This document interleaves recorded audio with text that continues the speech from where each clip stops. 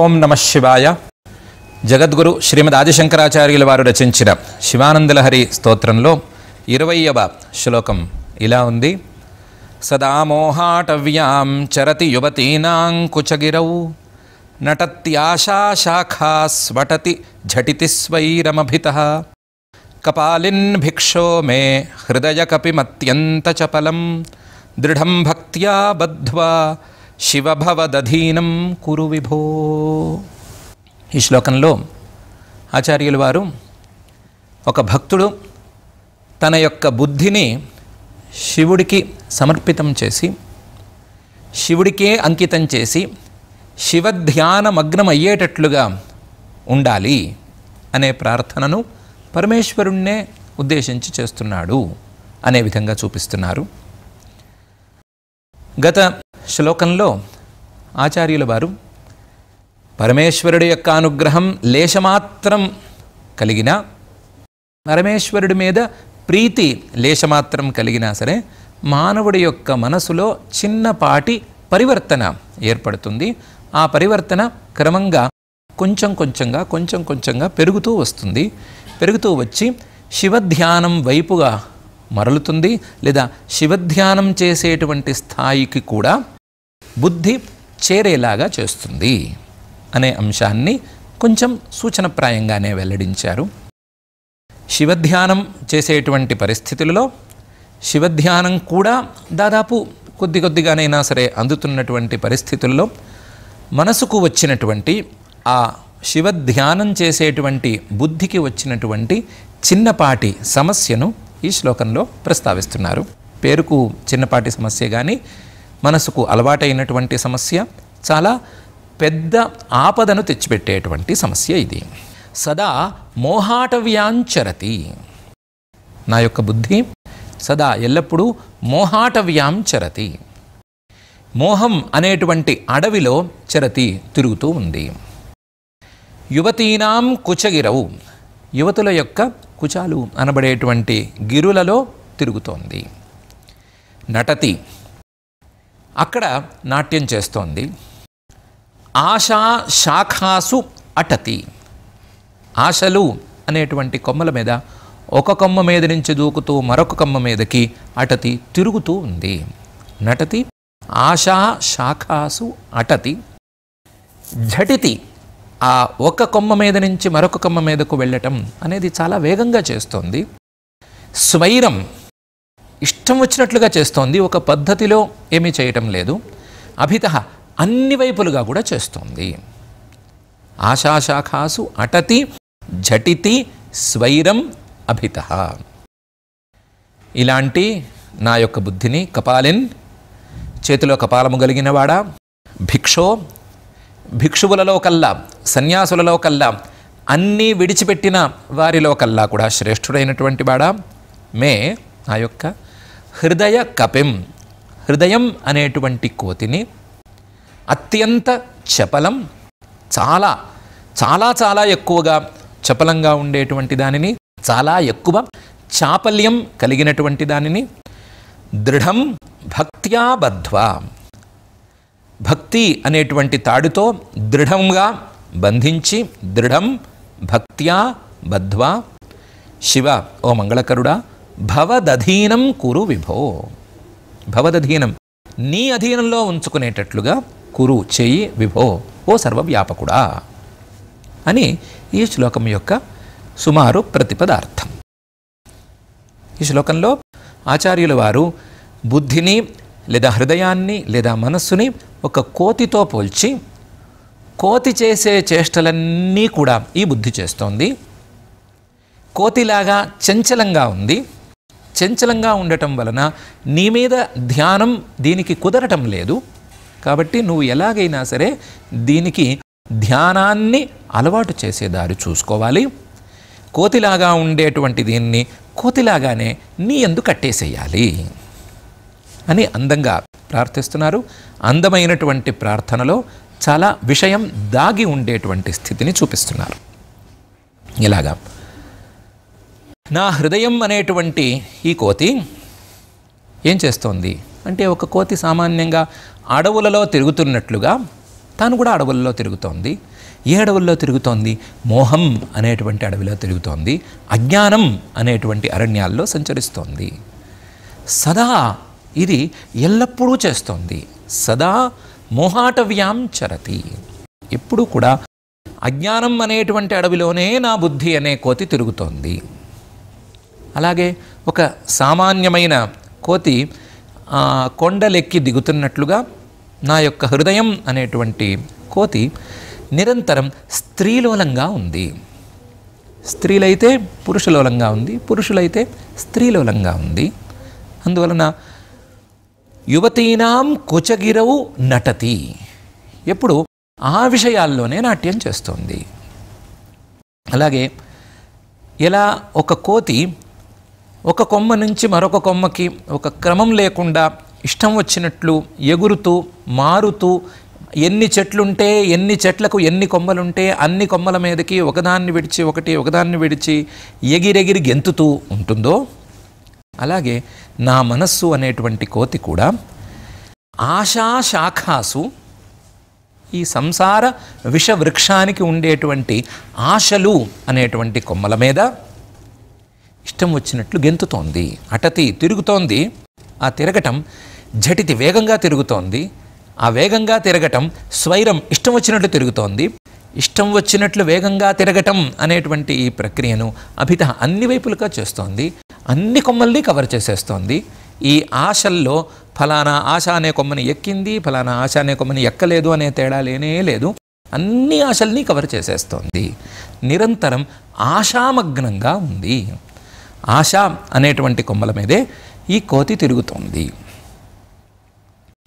ఇలాంటి కోతిని కపాలిన్, భిక్షో, శివ, విభో, కపాలిన్ బ్రహ్మకపాలం చేతిలో ఉన్నటువంటి వాడా, భిక్షో భిక్షువులందరిలోకి శ్రేష్ఠుడైనటువంటి వాడా, శివ సర్వ జగత్తుకు మంగళకరుడా, విభో మొత్తం ఈ జగత్తునంతటినీ వ్యాపించి ఉన్నటువంటి వాడా, నువ్వు ఏం చేస్తావంటే అత్యంత చపలం, చాలా చాపల్యం కలిగిన, అత్యంతం ఇంకా చెప్పుకోనక్కర్లేదు, దీని చాపల్యానికి ఇంత అనేటువంటి హద్దు లేదు అనే స్థితిలో ఉన్న నా హృదయం అనే కోతిని, హృదయ కపిని దృఢం భక్త్యా బద్ధ్వా, నీ యందు భక్తితో కలిపి కట్టేసాయి.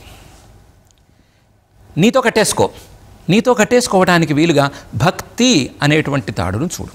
ఈ భక్తి అనే తాడుతో గట్టిగా కట్టి, ఆ తాడుకు ఒక కొన, భక్తి అనేటువంటి తాడుకు ఒక కొన నాకు నా హృదయానికి కట్టి ఉంటే రెండో కొన నువ్వు పట్టుకుని ఆ తాడు ఈ కోతి రెండు నీ అధీనంలో ఉండేటట్లు చూసుకో. నీ అధీనంలో ఉండేటట్లు చూసుకోకపోయినట్లయితే భవదధీనం కురు, నీ అధీనంలో ఉండేటట్లు కనుక నువ్వు చేయకపోతే ఏమవుతుంది అంటే ఈ కోతి ఈ మోహం అనే అడవిలో తిరుగుతుంది. ఈ హృదయం అజ్ఞానంలోనే మునిగి ఉంటుంది. అజ్ఞానంలో మునిగి ఉండటానికి చిహ్నంగా ఎప్పుడూ అక్కర్లేని విషయాలను ఆలోచిస్తుంది. అక్కర్లేని ఆశలను కోరుకుంటూ ఉంటుంది. కొత్త కొత్త కోరికలను కోరుతూ ఉంటుంది. ఆ కోరికలను ఒకదాని వెంట ఒకటి, ఒకదాని తర్వాత ఒకటి అనే విధంలో కోరుతూనే ఉంటుంది. కోరుతూ దానికి ఫలితంగా ఒక క్రియలను ప్రదర్శిస్తుంది. ఆ క్రియలకు ఫలితంగా ఏదో ఒక కష్టాన్ని అనుభవిస్తూనే ఉంటుంది. దీని చాపల్యానికి ఫలితం ఇది అనే విషయాన్ని ఈ కోతి, నా హృదయం అనేటువంటి కోతి గుర్తించడం లేదు కాబట్టి నువ్వు ఎలాగైనా సరే ఈ కోతిని నీ అధీనంలో ఉంచుకుని నీ మీద భక్తిని పెంచి నీ మీదే, నీ ధ్యానం మీదే నిరంతరం ఉండేటట్లుగా ఈ కోతిని అనుగ్రహించు అని ఈ శ్లోకంలో ఆచార్యుల వారు ప్రార్థనను చూపిస్తున్నారు. సదా మోహాటవ్యాం చరతి, యువతీనాం కుచగిరౌ నటతి, ఆశా శాఖా స్వటతి ఝటితి స్వైరమభితః, కపాలిన్ భిక్షో మే హృదయ కపిమత్యంత చపలం, దృఢం భక్త్యా బద్ధ్వా శివ భవదధీనం కురు విభో అని. ఈ శ్లోకంలో ఆచార్యుల వారు భక్తుడి యొక్క మనస్సును, భక్తుడి యొక్క బుద్ధిని కోతితో పోల్చి పరమేశ్వరుణ్ణి 4 సంబోధనలతో పిలుస్తున్నారు. ఒకటి కపాలిన్ అంటే బ్రహ్మకపాలాన్ని చేతితో ధరించినవాడా, బ్రహ్మగారి తలకాయని కూడా తుంచగలిగినటువంటి వాడా? బ్రహ్మగారి తలకాయనే తుంచగలిగిన వాడివి కాబట్టి బ్రహ్మగారు రాసిన రాతలను చెరిపేయగలిగినటువంటి సామర్థ్యం నీకు ఉండనే ఉంది. అంటే ఈ బుద్ధి యొక్క స్వభావాన్ని మార్చగలిగినటువంటి శక్తి నీకు ఉంది, అటువంటి వాడా అని సంబోధనలో ఒక అర్థాన్ని తీసుకొస్తున్నారు. భిక్షో అనేటువంటి సంబోధనలో అన్నీ ఉన్న, సర్వైశ్వర్యాలు ఉన్నా సరే నీవు భిక్షువుగానే కనిపిస్తున్నావు తప్ప నీకు సామర్థ్యం ఉన్న ఐశ్వర్యాలను నువ్వు అనుభవిస్తున్నట్లుగా కనిపించటం లేదు. నీకు సామర్థ్యం ఉన్నటువంటి ఐశ్వర్యాలను భక్తులకో లేకపోతే ఆయా కర్మలను చేసుకున్నటువంటి జీవులకు ఫలితాలను ఇవ్వవలసిన సందర్భాలలో ఇవ్వటానికో వాడుతున్నావు తప్ప నీవు ఆ ఐశ్వర్యాలను వాడుకోవటం లేదు, వాటిని అనుభవించటం లేదు, ఈ ప్రాపంచికమైనటువంటి సుఖాల జోలికి నువ్వు రావటం లేదు అనేటువంటి అభిప్రాయాన్ని వెల్లడిస్తున్నారు. భిక్షో శివ అనేది యాజ్ యూజువల్ మంగళకరుడివి, మొత్తం నిన్ను ఆశ్రయించిన వారికే మాత్రమే కాకుండా నిఖిల జగత్తుకి నువ్వు మంగళకరుడివి అనే భావాన్ని స్ఫురణకు తెస్తున్నారు. విభో అనేటువంటి సంబోధన ద్వారా నీవు ప్రపంచాన్ని వ్యాపించి ఉన్నటువంటి వాడివి. వివిధం భవతి ఇది విభు, ప్రపంచంలో ఉండేటువంటి అన్ని ప్రాణుల రూపంలోనూ అన్ని వస్తువుల రూపంలోనూ భాషించేటువంటి వాడివి. అన్ని వస్తువుల రూపంలోనూ అన్ని శరీరాల రూపాల్లోనూ నువ్వే పుడుతున్నావు. అట్లాంటి సర్వవ్యాపకుడివి నువ్వు. నీకు తెలియంది అంటూ ఏమీ లేదు, నీకు లేనిదంటూ ఏమీ లేదు. నా బుద్ధిలో ఉండేటువంటి ఈ స్వభావాన్ని అత్యంతం చపలంగా ఉండటం, ఈ మోహంలో తిరుగుతూ ఉండటం, ఆశాశాఖల్లో ఇటు అటు గెంతుతూ ఉండటం అనేటువంటి స్వభావాన్ని, నీ స్వభావాన్ని ప్రదర్శించటం ద్వారా ప్రాపంచికమైన విషయాల మీద వైరాగ్యాన్ని కలిగి ఉండాలి అనేటువంటి నీ భిక్షు స్వభావాన్ని ప్రదర్శించటం ద్వారా మంగళకరమైనటువంటి తత్వజ్ఞానాన్నే పొందాలి అనేటువంటి నీ శివపద స్వారస్యంతో చూపించి మొత్తం అంతటా వ్యాపించి ఉన్నటువంటి విభువుగా ఉండేటువంటి వ్యాపకమైనటువంటి నీ పరమాత్మ స్వరూపం మీద నా బుద్ధి నిలిచేటట్లు చెయ్యి.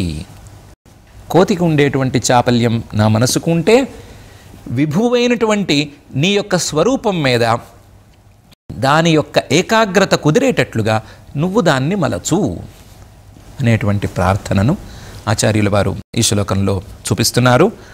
చూపించడంలో భాగంగా ఈ సంసారంలో ఉండేటువంటి బుద్ధికి తెలిసేటువంటి, బుద్ధికి గోచరమయ్యేటువంటి విషయాలన్నీ కేవలం అజ్ఞానంతో కల్పితాలు మాత్రమే.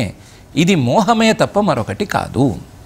మోహం అంటే అజ్ఞానం లేదా అవిద్య లేదా మాయ. ఆ మాయకు సంబంధించిన వ్యవహారాలే ఇవన్నీ, కానీ ఇవేమీ సత్యాలు శాశ్వతాలు కానే కావు. అలాంటి అసత్యాలలో తిరిగేటువంటి సదా మోహాటవ్యాం చరతి అనేటువంటి బుద్ధిని పరమేశ్వరుడి యొక్క అనుగ్రహంతో మనం మార్చుకోవాలి. యువతీనాం కుచగిరౌ నటతి, అలాగే ఆశా శాఖాసు అటతి అనేది ఈ మోహాటవ్యాం చరతి అనేదానికి ఒక చిన్న పిల్ల ఫలితమైతే ఆ ఫలితాలకు కూడా దూరంగా ఉండాలి. ఆ పరమేశ్వరుడి యొక్క తత్వం మీద దృష్టిని సారించాలి. పరమేశ్వరుడి యొక్క స్వరూపం మీద ఈ బుద్ధిని నిలుపుకునేందుకు ప్రయత్నం చేయాలి అనే అంశాలను చక్కగా బోధించారు. సదా మోహాటవ్యాంచరతి యువతీనాం కుచగిరౌ నటత్యాశా శాఖా స్వటతి ఝటితి స్వైరమభిత పాలిన్ భిక్షోమే హృదయ కపిమత్యంత చపలం దృఢం భక్త్యా బద్ధ్వా శివ భవదధీనం కురు విభో అని అంటున్నారు. ఆచార్యుల వారు చేసినటువంటి 4 సంబోధనలకు మనం అర్థాన్నైతే చూసుకున్నాము. అందులో కపాలిన్ అనేటువంటి సంబోధనకు కారణమైనటువంటి బ్రహ్మ కపాలాన్ని చేతిలో కలిగి ఉండటానికి కారణాన్ని కొన్ని గత శ్లోకాలలో చూసుకున్నాము. అలాగే శివుడు మంగళకరుడు, ప్రపంచం మొత్తానికి, ప్రపంచంలో ఉండేటువంటి ప్రాణులందరికీ కూడా మంగళ ఫలితాలను ఇవ్వగలిగిన వాడు అనే విషయాన్ని మొదటి శ్లోకం నుంచి అనుకుంటూనే వస్తున్నాము. పరమేశ్వరుడి యొక్క స్వరూపం వ్యాపకంగా ఉంటుంది అనే విషయాన్ని కూడా సందర్భం వచ్చినప్పుడల్లా కొద్దిగా నిర్ధారించుకుంటూనే వస్తున్నాము. భిక్షో అనే పదాన్ని మాత్రం ఈ శ్లోకంలో కొత్తగా వింటున్నాము. భిక్షో అనే పదం ద్వారా, ఈ సంబోధన ద్వారా ఆచార్యుల వారు పరమేశ్వరుడి యొక్క ఒక స్వభావాన్ని ఒకవైపు చూపిస్తున్నారు. ఇన్ని ఐశ్వర్యాలున్నా ప్రపంచం మొత్తాన్ని సృష్టి చేసి ఈ ప్రపంచాన్ని నిలబెట్టి ఈ ప్రపంచాన్ని సంహారం చేయగలిగినటువంటి శక్తి లాంటి ఎవరికీ లేనంత శక్తి ఉన్నా ఈ ప్రపంచంలో ఉండేటువంటి ఏ వస్తువును ఆయన కోరుకోవటం లేదు. ఆయన భిక్షువుగా ఏ వస్తువును కోరుకొని సర్వసంగ పరిత్యాగిగా మనకు కనిపిస్తున్నాడు అనే అర్థాన్ని ఒకవైపు చూపిస్తున్నారు. ఈ పరమేశ్వరుడు యొక్క స్వభావాన్ని మనం అర్థం చేసుకుని అనుసరించవలసినటువంటి అవసరం కూడా ఉంది అని మరొక వైపు చూపిస్తున్నారు. వీటితో పాటుగా పరమేశ్వరుడి యొక్క భిక్షువర్యావతార గాథను ఒకసారి స్మరించుకోవలసిందిగా కూడా ఈ శ్లోకంలో భిక్షో అనేటువంటి పదం ద్వారా సూచన చేస్తున్నారు. విదర్భ దేశానికి సత్యరథుడు అనేటువంటి ఒక రాజుగారు ఉండేవారు. ఆయన పరమ శివభక్తుడు. తాను శివభక్తితో ఉండటం మాత్రమే కాకుండా రాజ్యంలో ఉండే ప్రజలందరికీ కూడా శివభక్తిని అలవాటు చేసినటువంటి మహనీయుడు. చాలా చక్కగానే రాజ్యం చేస్తున్నాడు. రాజ్యం చేస్తూ ఉండగానే రాజ్య వ్యవహారాల్లో సహజంగా ఉండేటువంటి శత్రు పీడ ఈయన కూడా కాస్త ఉంది. శాల్వల దేశం అని పక్క దేశమో ఆ పక్క దేశమో, ఆ దేశంలో ఉండేటువంటి రాజుగారు తనలాంటి రాజులందరినీ కలుపుకొని ఒకరోజు ఈయన మీదకు దండెత్తాడు. దండెత్తడంలో మన సత్యరథుడు గారు చాలానే యుద్ధం బాగా చేశాడు. యుద్ధం చక్కగానే జరిగింది. ఆ జరగటంలో వారి సైన్యం కాస్తంత ఎక్కువగా ఉంది. శత్రువుల యొక్క సైన్యం ఎక్కువగా ఉంది. వారి యొక్క సైన్యానికి బలం కూడా ఎక్కువగా ఉంది. వ్యూహాలు బాగున్నాయి. ఈ కారణాల వలన మన విదర్భ దేశ సైన్యం కాస్తంత తక్కువైపోయింది, లేదా వారి బలం చాలలేదు. చాలకపోవటం వలన వీరు ఓటమి పాలు కావలసి వచ్చింది. ఆ ఓటమి పాలు కావలసి రావటం అనేది చాలా తీవ్ర స్థాయిలో వెళ్ళింది. శత్రు సైన్యంలో ఉన్నటువంటి ఒక ప్రధానుడు ఈ సత్యరథుడు గారి తలకాయ తీసేంత వరకు వెళ్ళిపోయింది. సత్యరథుడు గారు యుద్ధం చేస్తూ చేస్తూ వీరమరణం పొందేశారు. శత్రురాజులు కోటను ఆక్రమించుకుంటున్నారు. ఆ ఆక్రమించుకుంటున్నప్పుడు కోటలో ఉండేటువంటి మహారాణి, పాపం ఆవిడకి అప్పటికి గర్భం, నిండు గర్భం, క్షణాల్లో ప్రసవం అయ్యేటువంటి సందర్భం, లేదా రోజుల్లో ప్రసవం అయ్యేటువంటి సందర్భం. ఇలాంటి సందర్భంలో ఆ నిండు చూలాలు ఆ రాణిగారు కష్టపడి కోటలోని రహస్య ద్వారాల ద్వారా తప్పించుకుని బయటకు వచ్చేసింది. ఎంత ఘోరమైన పరిస్థితి అంటే కనీసం ఆవిడకి తోడు రావటానికి అంగరక్షకుడు కూడా లోపల లేడు. అలాంటి పరిస్థితి ఉంది. అలాంటి దుర్దశలో మహారాణి ఒక్కతే నిండు చూలాలు కోట నుంచి బయటకు వచ్చేసింది. బయటకు వచ్చి చాలా వేగంగా పరిగెత్తి పరిగెత్తి పరిగెత్తి పరిగెత్తి ఒక అడవిలోకి చేరింది. అడవిలో ఒక దైవయోగం చేత ఒక సరస్సు, అంటే ఒక చెరువు లాంటి దాన్ని చూసింది. చెరువులో నీళ్లు చాలా బాగున్నాయి, చాలా స్వచ్ఛంగా ఉన్నాయి. చెరువుకి గట్టున ఒక చెట్టు ఉంది. ఆ చెట్టు కింద కాస్తంత కూర్చునేందుకు చోటు ఉంది అని చూసింది. చూసి కాస్తంతసేపు ఇక్కడ విశ్రాంతి తీసుకుందాము అని కూర్చుంది. విశ్రాంతి తీసుకుందాము అని కూర్చున్నది అనే మాటే కానీ కూర్చోగానే ఈవిడికి నొప్పులు ప్రారంభమయ్యాయి. ఎవ్వరూ లేని నిర్జన ప్రదేశం, అసలే చాలా పరిగెత్తి పరిగెత్తి అలసిపోయి ఉంది పాపం. ఎవ్వరూ సహాయం లేదు. ఇలాంటి పరిస్థితుల్లోనే పాపం కష్టపడి ఒంటరిగానే ఒక పిల్లవాడికి జన్మనిచ్చింది. పిల్లవాడికి జన్మనివ్వంగానే ఇంతసేపు పరిగెత్తుకుంటూ వచ్చింది కదా పాపం, చాలా అలసిపోయింది. అసలే ఈ ప్రసవ వేదన వీటన్నిటిని భరించింది. ఈ కష్టాలన్నిటికీ ఆవిడికి ఎందుకు వేసిందో దాహం వేసింది.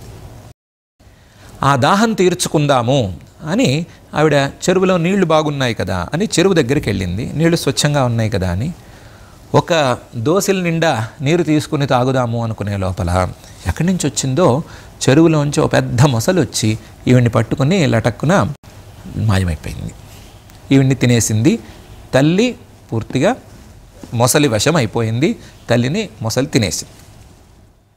అప్పుడే పుట్టినటువంటి పిల్లవాడు, పసిపిల్లవాడు, ఇంకా బొడ్డు కూడా ఊడలేదు.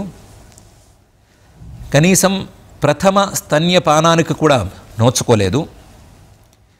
ఈ పిల్లవాడు సహజంగా పుట్టిన వెంటనే పిల్లవాళ్ళు చేయవలసినటువంటి రీతిలో ఏడవటం మొదలుపెట్టాడు. ఏడుస్తున్నాడు. ఒక జీవన సూచకంగా ఉండేటువంటి ఏడుపు మొదలుపెట్టాడు. ఆ ఏడుపు ఈ నిర్జన ప్రదేశంలో, నిర్జనంగా ఉండేటువంటి అడవిలో ఎవరికీ వినిపించకూడదు. కానీ దైవయోగం చాలా విచిత్రంగా ఉంది. ఒక ఎవరూ లేనటువంటి అనాథ స్త్రీ భిక్షతో అడుక్కుంటూ జీవనం గడపవలసినటువంటి స్త్రీ తన 7 ఏళ్ల వయసు ఉండేటువంటి పిల్లవాడిని ఎత్తుకుని ఆ నిర్జన ప్రదేశానికి వచ్చింది. ఎందుకు వచ్చింది అనే సంగతి ఎవరికీ తెలియదు. ఎక్కడో అడుక్కుంటూ ఎక్కడో ఉండవలసినటువంటి ఈ స్త్రీ పసిపిల్లవాడిని ఎత్తుకుని అడవిలోకి ఎందుకు వచ్చింది, ఒంటరిగా ఎందుకు వచ్చింది, ఎవరు లేని ప్రదేశానికి ఎందుకు వచ్చింది అని చెప్పేందుకు ఎవరికీ కారణం కనిపించడం లేదు. అలాంటి స్థితిలో ఆవిడ వచ్చింది. అప్పటికి వచ్చి ఈ పిల్లవాడిని చూసింది. పిల్లవాడిని చూసి ఈ తల్లి ఎక్కడైనా ఉందేమో, ఈ పిల్లవాడిని కన్నా తల్లి ఎక్కడైనా ఉందేమో అని చుట్టూ వెతికింది. ఎక్కడా తల్లి కనిపించడం లేదు. కనీసం రక్తపు మరకలు కూడా కనిపించడానికి ఆస్కారం లేదు. ఎందుకంటే పట్టుకెళ్ళిపోయింది మొసలి కాబట్టి, మొసలి నీళ్ళలోనే లాగించేసేసింది కాబట్టి రక్తపు చారికలు కూడా ఏమీ లేవు. ఈ పిల్లవాడు ఏడుస్తున్నాడు.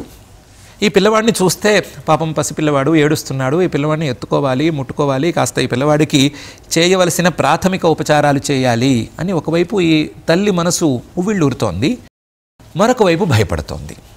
ఎందుకు భయపడుతోంది? ఇలాంటి నిర్జన ప్రదేశంలో, ఎవరు లేని ప్రదేశంలో ఈ పసిపిల్లవాడు ఎందుకున్నాడు? ఎవరు ఇతను? ఇదేమైనా రాక్షసమాయ లేదా మరొకట ఇంకొకట? నేను పిల్లవాడిని ముట్టుకుంటే ఏమవుతుంది? పిల్లవాడిని ముట్టుకోకపోతే పరిస్థితి ఏంటి? ఈ పిల్లవాడు నిజం పిల్లవాడైతే నేనేం చెయ్యాలి? నిజం పిల్లవాడు కాక మాయా పిల్లవాడు కానీ మరొక రకంగా కానీ అయితే నా పరిస్థితి ఏంటి అనేటువంటి సందేహాలలో కొట్టుమిట్లాడుతోంది. ఒకవైపు భయము, ఒకవైపు సందేహము, ఒకవైపు తల్లి ప్రేమ, ఇవన్నీ కలిపి ఆవిడ్ని కాస్త ఇబ్బంది పెట్టినాయి. ఈ ఇబ్బందిని ఎలా దాటాలి అని ఆవిడికి తెలియలేదు. అప్పుడు సరిగ్గా భక్తవరదుడైనటువంటి పరమేశ్వరుడు ఒక భిక్షువు రూపంలో, ఒక సన్యాసి రూపంలో, ఒక సర్వసంగ పరిత్యాగి రూపంలో భిక్షువర్యావతారంతో అక్కడికి వచ్చాడు. ఏకాంత ప్రదేశంలో ఒక సన్యాసి కనిపించాడు. కనిపించి, ఏంటమ్మా పిల్లవాడు ఏడుస్తుంటే ఎత్తుకోకుండా ఎందుకు అలా చూస్తున్నావు, ఏం ఆలోచిస్తున్నావు అని ఈ కొత్త తల్లిని అడిగాడు. అడిగితే ఆవిడ చెప్పింది, అయ్యా నిర్జన ప్రదేశంలో మీరు కనిపించారు కాబట్టి మీరు పరమేశ్వర అవతారమే, పరమేశ్వరుడే మిమ్మల్ని పంపించాడేమో అని నాకు అనిపిస్తోంది. కానీ ఈ పిల్లవాడి మీద నాకు ప్రేమ ఒకవైపు కలుగుతోంది, దాన్ని నమ్మాలా లేకపోతే భయం కలుగుతోందో దాన్ని నమ్మాలా, ఏంటో అర్థం కావటం లేదు. ఈ పిల్లవాడు ఎందుకున్నాడు, ఎవరి పిల్లవాడు, ఈ పిల్లవాడిని నేను ముట్టుకుంటే ఏమవుతుంది, ఏడుస్తున్నాడు, పట్టుకుని పాలు ఇవ్వకపోతే పరిస్థితి ఏంటి అని నాకు తేలటం లేదు, మీరేమన్నా కాస్త మాట సహాయం చేయండి అని అడిగింది. అడిగితే ఈ భిక్షువర్యావతారంలో వచ్చినటువంటి పరమేశ్వరుడు ఆవిడికి, లేదమ్మా నువ్వేం భయపడక్కర్లేదు, ఇతని తండ్రి సత్యరథుడు విదర్భ దేశానికి రాజు, శత్రువులు ఆక్రమించారు ఆయన్ని, యుద్ధం జరిగింది, ఆ యుద్ధంలో మరణించాడు, ఇదో కాసంతసేపే అయింది. ఇతని తల్లి నిండు చూలాలు కోటలోంచి పరిగెత్తుకొచ్చి ఆ అదుటికి పాపం నొప్పులు ప్రారంభమయ్యి ఇక్కడ నిర్జన ప్రదేశంలో ఈ పిల్లవాడిని కన్న వెంటనే దాహం కోసమని చెరువు దగ్గరికి వెళితే మొసలి పట్టుకెళ్ళిపోయింది దైవవశాత్తు. ఆవిడ ఆయుస్సు తీరిపోయింది. పిల్లవాడు పాపం అనాథగా ఉన్నాడు. నువ్వు తల్లివి కాబట్టి చక్కగా పిల్లవాడిని తీసుకో, పిల్లవాడిని పెంచు, పిల్లవాడిని పెద్ద చెయ్యి, పిల్లవాడు చక్కగా నిన్ను కూడా అభివృద్ధి పథంలోకి తీసుకొస్తాడు అని చెప్పాడు. ఆ కొత్త తల్లి అంది, అవును స్వామి ఇది బాగానే ఉంది, చూడపోతే నువ్వు సర్వం తెలిసిన వాళ్ళ ఉన్నావు, పిల్లవాడిని చూడంగానే పిల్లవాడి చుట్టూ ఏ ఛాయలు లేకపోయినా సరే తల్లిదండ్రుల గురించి చెప్పేశావు, చాలా గొప్పవాడివి. కానీ ఈ పిల్లవాడు ఇలా అనాథగా ఎందుకున్నాడు, ఈ పిల్లవాడి తండ్రి ఎందుకు అలా వీరమరణం పొందాడు, పిల్లవాడి తల్లి ఎందుకు మొసలి ద్వారా మరణానికి గురి అయింది, ఈ పిల్లవాడు అభివృద్ధి పథంలోకి ఎలా రావాలి, ఈ పిల్లవాడిని ఏ విధంగా నేను పెంచాలి, ఇలాంటి ప్రశ్నలు కూడా నువ్వు సమాధానం చెప్పు, అప్పుడు కానీ నా యొక్క ఆకాంక్షలన్నీ తీరవు, నా సందేహాలకు సమాధానాలు దొరకవు, వీటికి సమాధానం చెప్పు అని అడిగింది. అప్పుడు ఆ భిక్షువర్యుడు చెప్పాడు, ఇతని తండ్రి సత్యరథుడు గత జన్మలో ఒక రాజు, మంచి శివభక్తుడు. ఒకరోజు ప్రదోష సమయంలో చాలా శ్రద్ధగా శివపూజ చేద్దాము అని కూర్చున్నాడు. పూజ మధ్యలోకి వచ్చింది. మధ్యలోకి వస్తూనే ఉన్నట్టుండి ఎవరో గంట కొట్టారు. ఎవడో వార్తాహరుడు వచ్చాడు. ఏమండి, చాలా రోజులుగా మీకు శత్రువుగా ఉండేటువంటి మీ శత్రువుని పట్టుకుని మీ మంత్రి గారు తెచ్చారు, మీరు ఒకసారి చూడడానికి రావాల్సింది అని చెప్పాడు ఆ వార్తాహరుడు. ఇలాంటి మాటలు విన్నా సరే శివపూజలో మనస్సుని నిలుపుకోవలసినటువంటి మహారాజు గారు తన చాంచల్యానికి తగినట్లుగా శివపూజ మధ్యలో వదిలిపెట్టి వెళ్ళిపోయి ఆ శత్రువుని పట్టుకుని నానా మాటలు అన్నాడు. శివపూజలో శివస్తోత్రాలు చదవవలసినటువంటి మంత్రాలు చదవవలసినటువంటి సందర్భంలో శత్రువుని పట్టుకుని నానా తిట్లు తిట్టాడు. తిట్టినవాడు ఊరుకోకుండా కోపం తట్టుకోలేక ఆ శత్రువు యొక్క తల అక్కడికక్కడ నరికేశాడు. నరికినవాడు ఇది మహాపాతకమైనటువంటి చర్య, పూజ మధ్యలో ఇలాంటి పనులు ఎందుకు అని అనుకోకుండా తిరిగి వచ్చి ఆ వ్యవహారాల్లోనే మాటలు మాట్లాడుకుంటూ ఈ పూజ సంగతి మర్చిపోయి హాయిగా భోజనం చేసి పడుకున్నాడు. కేవలం ఈ పనికి ఫలితంగా ఈ జన్మలో చక్కగా శివభక్తుడిగానే పుట్టినప్పటికీ రాజ్యం చక్కగానే చేస్తున్నప్పటికీ మధ్యలో అకాలంగా మరణాన్ని పొందాడు. తన చాంచల్యానికి ఫలితాన్ని అనుభవించాడు. ఈ తల్లి అంటావా, ఈ తల్లి ఏం చేసింది అంటే గత జన్మలో తన సవితికి, ఈవిడ కూడా ఒక మహారాణి, తన సవితికి విషం పెట్టి చంపించింది. విషమో మరొకటో పెట్టి చంపించింది. కాబట్టి ఆ వధకు ఫలితంగా ఈ జన్మలో అకారణంగా మొసలి బారిన పడి మరణించింది. ఈవిడి కష్టానికి అది కారణం. ఇంకా పిల్లవాడంటావా, గత జన్మలో ఇతను పెద్ద విద్వాంసుడు, ఎప్పుడు దానాలను తీసుకోవటము ఇదే పని, కానీ ఒక మంచి పని చేసింది, ఒక దానం చేసిందో మరొకటో పని లేదు, మంచి పని లేదు, ఒక సత్కర్మ అనేది ఇతనికి లేదు. అందులోనూ దానానికి సంబంధించిన సంపదను వితరణ చేయటం అనేటువంటి క్రియ ఇతనికి లేనే లేదు. కాబట్టి దానికి ఫలితంగా ఇతను ఈ జన్మలో కొంతకాలం పాటు దరిద్రుడిగా ఉండవలసినటువంటి పరిస్థితిని పొందాడు. నీ చంకలో ఉండే పిల్లవాడి పరిస్థితి కూడా అదే. కాబట్టి నువ్వు ఈ పిల్లవాళ్ళిద్దరినీ తీసుకెళ్ళి నీ పుత్రుల్లాగా చక్కగా పెంచి పెద్ద చేసిన తర్వాత ఇద్దరూ మంచి ఫలితాలను అందుకుంటారు అని చెప్పాడు. ఎలా పెంచాలండి అని అంటే, నువ్వు ఇక్కడి నుంచి ఏకచక్రపురానికి వెళ్ళు, అక్కడ వీళ్ళిద్దరినీ శివభక్తితో పెంచు, శివభక్తిని వదిలిపెట్టకుండా ఉండేటట్లుగా చేయి, పిల్లల్ని మంచి దారిలో నడిపించు, ధర్మ మార్గంలో నడిపించు, తర్వాత జరగవలసినవన్నీ వాటంతట అవే జరుగుతాయి అని చెప్పాడు. ఈ తల్లి పిల్లలిద్దరినీ ఏకచక్రపురానికి తీసుకెళ్ళింది. అక్కడ పిల్లలిద్దరినీ శివభక్తితో పెంచి వాళ్ళు పెద్దవాళ్ళు అవుతూ ఉండగా ఒక్కొక్కళ్ళకి ఒక్కొక్క రకమైన విచిత్రమైన ఫలితం వచ్చింది. ఇద్దరూ మంచి శివభక్తులే, ఇద్దరూ వారి వారి దారులలో శివుణ్ణి కొలిచేటువంటి విధానాలను చూసుకున్నవారే. అందులో ఆ తల్లి యొక్క అసలు బిడ్డ ఉన్నాడు కదా, సంవత్సరం పెద్ద బిడ్డ, అతనికి ఒకరోజు అనుకోకుండా లంకెమిందెలు దొరికినాయి. ఈ రాజకుమారుడికి ఒకరోజు అనుకోకుండా అడవిలో ఒక గంధర్వ రాజకుమార్తె దొరికింది. ఆ కుమార్తెని ఆ గంధర్వరాజు గారు వెతికి ఇతనికి దానం చేశాడు. దాంతో ఇతను గంధర్వరాజు గారికే అల్లుడైపోయాడు. రాజుగారి అల్లుడు కాబట్టి సహజంగానే ఇతనికి రాజ్యం అందింది. ఇతను రాజ్యంలో చక్కగా కుదురుకున్నాడు. అతనేమో తనకు దొరికినటువంటి సంపదనని చక్కగా అందరికీ పంచి మంచి దాతగా ప్రసిద్ధికెక్కి అతను పెద్ద పిల్లవాడు, చక్కగా కృతార్థుడయ్యాడు. ఇతను కూడా రాజుగానే ఉంటూ రాజుగా చేయవలసినటువంటి మంచి పనులు చేస్తూ ఇతను కూడా శివభక్తితో కృతార్థతను పొందాడు అని భిక్షువర్యావతార గాథ మనకు తెలియచెప్తోంది. ఆ భిక్షువర్యావతార గాథలో ప్రధానంగా ఉండేటువంటి శివపూజాది విషయాలలో చాంచల్యము కూడదు. శివపూజ కానీ, శివధ్యానం కానీ, శివస్తోత్రం కానీ ఇలాంటి వ్యవహారాలలో చాంచల్యాలకు తావు ఇవ్వకూడదు. పూజ చేసేటప్పుడు పూజనే శ్రద్ధగా చేయాలి, వేరే విషయాలను ఆలోచించకూడదు, వేరే కారణంతో లేచి బయటికి రాకూడదు, ఎవరిని తిట్టడానికి ప్రయత్నం చేయకూడదు. కోపాలు తాపాలు వస్తే కనీసం కాసేపు ఆపుకునే ప్రయత్నమైనా చేయాలి అనేటువంటి అంశాలన్నిటినీ తెలియజెప్పటం కోసం పరమేశ్వరుడి యొక్క భిక్షువర్యావతార గాథ ద్వారా బుద్ధికి చాంచల్యం పోయి స్థిరత్వం ఏర్పడితే అందేటువంటి ఫలితాలను చూపించడం కోసం ఆచార్యులు వారు భిక్షో అనేటువంటి ఒక సంబోధనను ఈ శ్లోకంలో చేసి చూపించి దీని ద్వారా మనం అందుకోవలసినటువంటి బుద్ధి స్థైర్యాన్ని చూపించారు. దానికి ఫలితంగా వచ్చేటువంటి పరమ ఫలితాన్ని కూడా సూచనప్రాయంగా వెల్లడించారు. మనం శివపూజాది విషయాలలోనో లేకపోతే మనకు ఇష్టమైనటువంటి దేవతా పూజాది విషయాలలోనో ఆ దేవతా స్వరూపం మీద పరమేశ్వరుడి యొక్క రూపం మీద బుద్ధిని నిలిపేటువంటి విషయంలోనో చాంచల్యానికి తావు ఇవ్వనటువంటి ప్రయత్నాన్ని ప్రారంభించుకోవటానికి ఈ శ్లోకం ఒక దోహదకరంగా మనకు ఉపయోగపడుతుంది అనే విషయాన్ని గుర్తుంచుకుందాం. పరమేశ్వరుడి మీద బుద్ధి స్థిరంగా ఉంచాలి అని పరమేశ్వరుడినే ప్రార్థించుకుందాం. ప్రయత్నం మన వంతు ప్రయత్నం మనం చేసుకుందాం. ఓం నమః.